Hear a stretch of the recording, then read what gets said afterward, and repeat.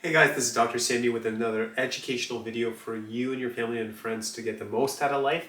Today we're going to be talking about the three major causes of stress to the spine and nerve system. And by learning these things, you will have a much better and healthier life.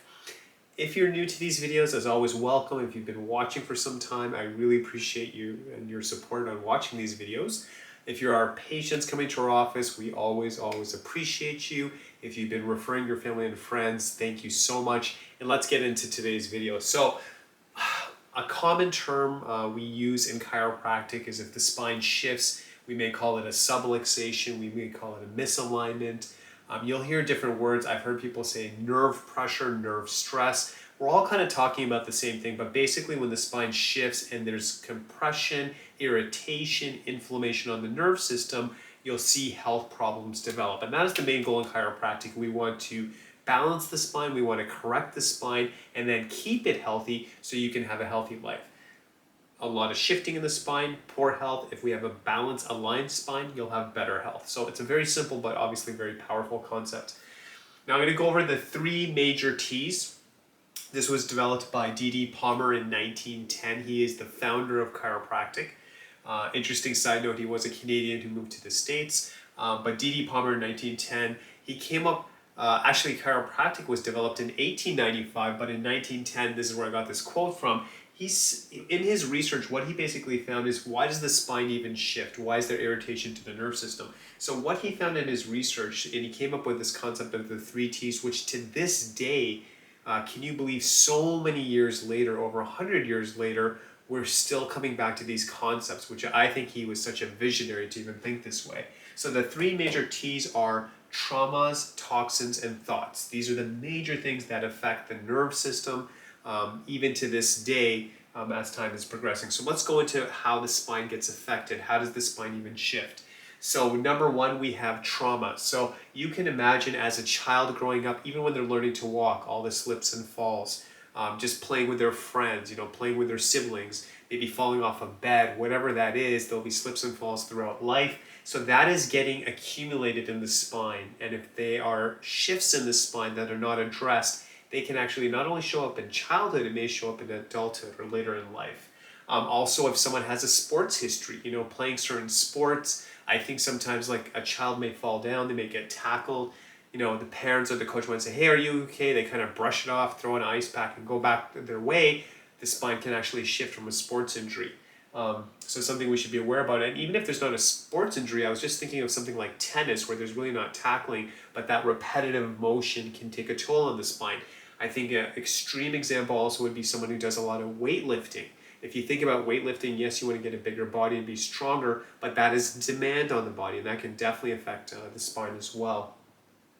Also, if we look at it, it depends on someone's job. So if they have a job that's very physical, I think that would make sense that if there's a lot of pushing, heavy lifting, that would affect the spine. Sometimes it's actually not that it's heavy, but it's a lot of repetition, standing a lot, those kind of things can affect the body as well. And then on the other extreme, let's say someone is very computer-based. And we're seeing more and more of this. So they're sitting all day, and you would never think this, but sitting all day is actually hard on the body, it's hard on the spine, it's hard on the nerve system.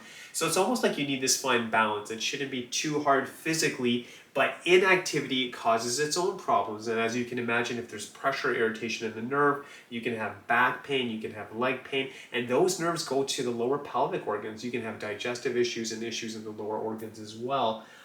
Not even to add to this as well, or to add to this as well, if anyone's ever been in a car accident, that itself, a lot of times people get in a car accident, they may get it professionally assessed, but sometimes, you'll meet people where they'll say, I was in that accident and, my body's never been the same. In those cases, it can actually carry for a long time. So even after the accident and they're feeling better, it would be good to maintain the spine so they're as healthy as possible. So that's on the physical side.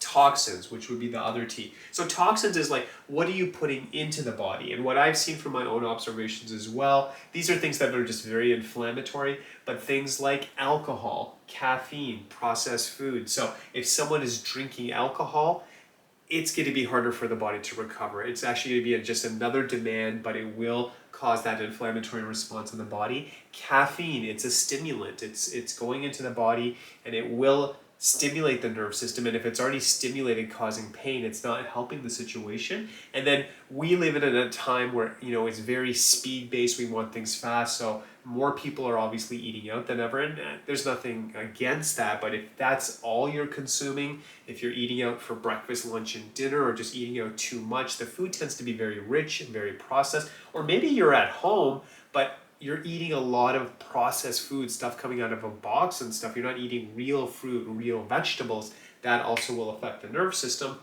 And I gotta tell you, after being in so many years in practice now, when I look at the final component over here is thoughts. And I can't believe the vision D.D. Palmer had realizing this. But with this research, and I mean, this just makes sense. And I think all of us can agree with this. What we're thinking, not once in a while, but what you're thinking on a regular basis will affect the spine and the nerve system. So people who tend to be always constantly worried, always stressed out, feeling overwhelmed, angry, all of these emotions which are not positive, it will affect the system. When you think about when we're scared, when we're angry, the body actually gets tense. And if we stay chronically in that stage and we're just constantly overwhelmed and we're tense, the nerve system, the brain is getting overwhelmed, the muscles start firing, the body gets tense. And you can imagine for weeks, months, and years, if someone is always in that state, it'll cause a breakdown in the body. And then they may get the headaches, they may get the pain in the body might start to shift, their posture might change because there's so much overwhelm. All these emotions are going on that the body, it just affects the way it starts to function. So I would say out of all the categories, I'd probably say thoughts is the big one. So when I share this information with you, now we have the awareness. So let's look at how do we apply this to real life. So number one, if you've had traumas, obviously they need to be taken care of. But that's why we tell our patients on a regular basis, you have to stretch. You have to stretch in the morning and evening. And if you're short on time, something is better than nothing. But the stretching kind of cleans out some of the things you may have done throughout the day. Maybe you were sitting all day, maybe you were pushing stuff throughout the day. So the stretching really complements that, it helps that. And I like to think of stretching as brushing your teeth. It's just something you do every morning, every night, not because there's pain, and sometimes there could be and you want to help that, but just like, I don't brush my teeth, it's just only on the days there's pain. I just brush my teeth regularly. So stretching has to be done regularly, not just when there's just pain and discomfort. Toxins wise, and again, we live in a time where, we can do the best we can. We can try to eat fresh fruits, fresh vegetables. We can try to eat organic, but obviously if you're listening to this, do the best you can. But if you know you're drinking 3-4 times a week, try to cut back. And if you can eliminate it, maybe make it once or twice a week. That'll obviously help the body and the nerve system. Caffeine is something you want to reduce. I would just say with caffeine, some people, when they do reduce it, do sometimes get they get headaches. It's almost like a withdrawal they go through. So I'm saying if you have 4 cups a day to go to 0, I'd be very careful. So maybe if you're at 4 cups, go to 3 cups. And one thing I tell my patients as well is, baby steps. So if you're used to having a full cup, maybe you can cut down to like a half cup or something like that. And the other thing is if you're eating a lot of processed food, 5, 6, 7 days a week, you're always on the go, maybe start taking food from home. And even if you're eating at home, say you'll have those treats, but try to eat real food. And then the big thing I would say with thoughts, so we have a healthy spine and nerve system, is practice doing prayer. Practice doing meditation, practice doing deep breathing, whatever resonates with you, whatever you feel comfortable with, something that you do that relaxes you. Maybe that's drawing, maybe that's journaling, maybe that's listening to music. I want you to see what works for you, but you have to have a ritual that just calms the mind. Maybe it's someone you just talk to, and when you talk to them, you laugh, you realize it's going to be okay.